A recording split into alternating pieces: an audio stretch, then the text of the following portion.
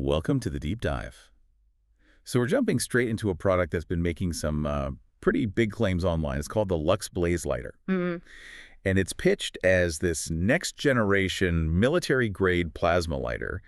The guarantee is that it works flawlessly, hmm in any weather condition. It sounds Excellent. amazing, right? It really does. But, whenever a product comes with that much high-tech hype, that level of absolute assurance, it really demands a closer look. Especially from a brand you've never heard of. Exactly. So our mission here for you is pretty simple.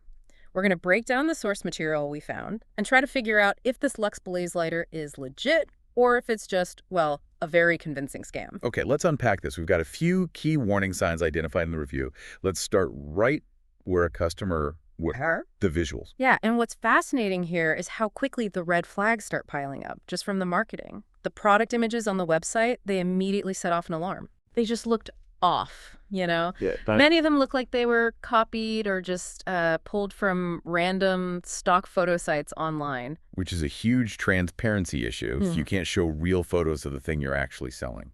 It's a big problem. And right after they get your attention with these sort of suspicious photos, they hit you with the psychological pressure. The sale. The sale, that classic too good to be true 50% discount. And it's always paired with these high-pressure buzzwords like sale ending soon. Right. To get you to make a quick decision. It's textbook manufactured urgency. They're designed specifically to pressure you into an emotional purchase before you have, 5 minutes to think and do some actual research. Okay, so beyond the aggressive sales tactics, let's look at what they're actually saying about the product.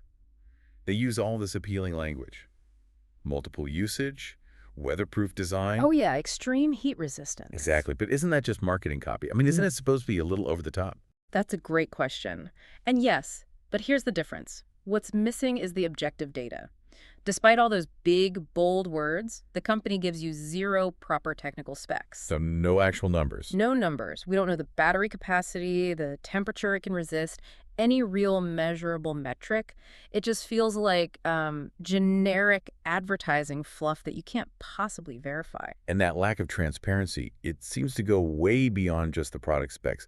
The customer support situation was deeply troubling. What happened there? Well, get this. When the reviewer tried to open the company's contact page, the page suddenly redirected to a completely different website. Wait, a completely different site? Like not even related to the product? We aren't sure exactly, but yes, a site totally outside the Lux Blaze ecosystem. I mean, if you connect that to the bigger picture, a redirect like that is highly concerning. Of course. It suggests the company might be actively trying to hide its real identity, its location.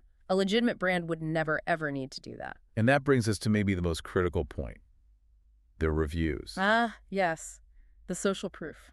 The company's website proudly claims a 4.8-star rating from over 3,200 verified customers. And yet, the external evidence tells a very different story. When you check platforms like Trustpilot, the places real customers go to complain or to praise.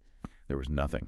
Exactly. Zero trace of those thousands of happy customers. No real feedback, no ratings, just nothing that matches their claims. The on-site reviews appear totally fabricated. So what does this all mean for you? When you add it all up, the copied images, the fake urgency, these vague features with no tech details, the shady redirects. And the complete lack of external reviews.